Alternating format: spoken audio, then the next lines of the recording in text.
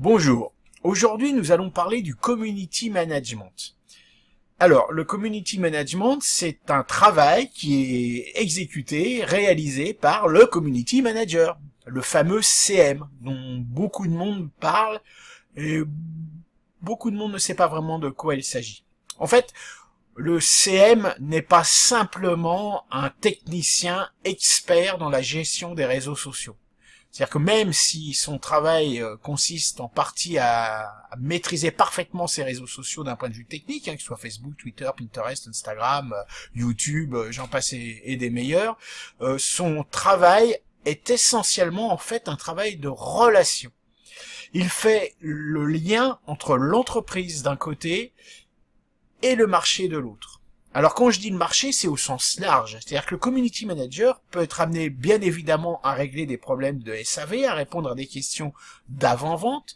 Il peut être également donc à une relation purement client. Il peut être également amené à répondre à des problématiques de prospects.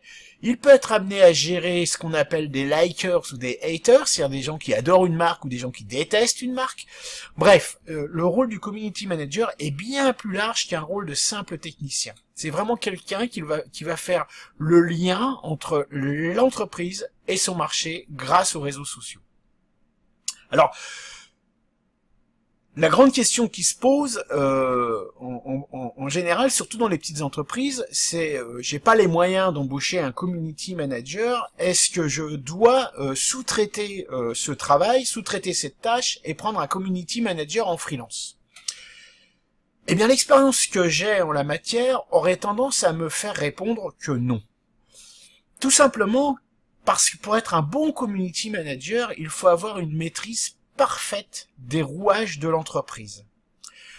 Effectivement, quand on a en face de soi sur Facebook ou sur Twitter à 22h30 un client mécontent qui verse sa haine de notre produit ou de notre marque sur Facebook, il faut réagir vite et réagir intelligemment. Ça signifie qu'un community manager qui ne connaîtrait pas correctement son entreprise, qui ne connaîtrait pas correctement les produits ou les services qu'il doit promouvoir ou défendre, ferait du mauvais travail. Et je n'ai à ce jour encore rencontré aucun community manager en freelance ou délégué qui était capable de tenir ce rôle d'une manière satisfaisante. Alors évidemment, on peut prendre un freelance pour gérer rapidement un Facebook, un Twitter, un réseau social sans avoir une vraie volonté de community management. Mais pour gérer une communauté de membres, une communauté de prospects ou de clients, je pense qu'il est préférable de créer le poste en interne et d'embaucher une personne vraiment dédiée à ce travail. C'est tout ce que je voulais vous dire pour le moment sur le community management. Donc, pour ma part, j'éviterai le freelance et je préférerais l'embauche. Maintenant, c'est vous qui voyez.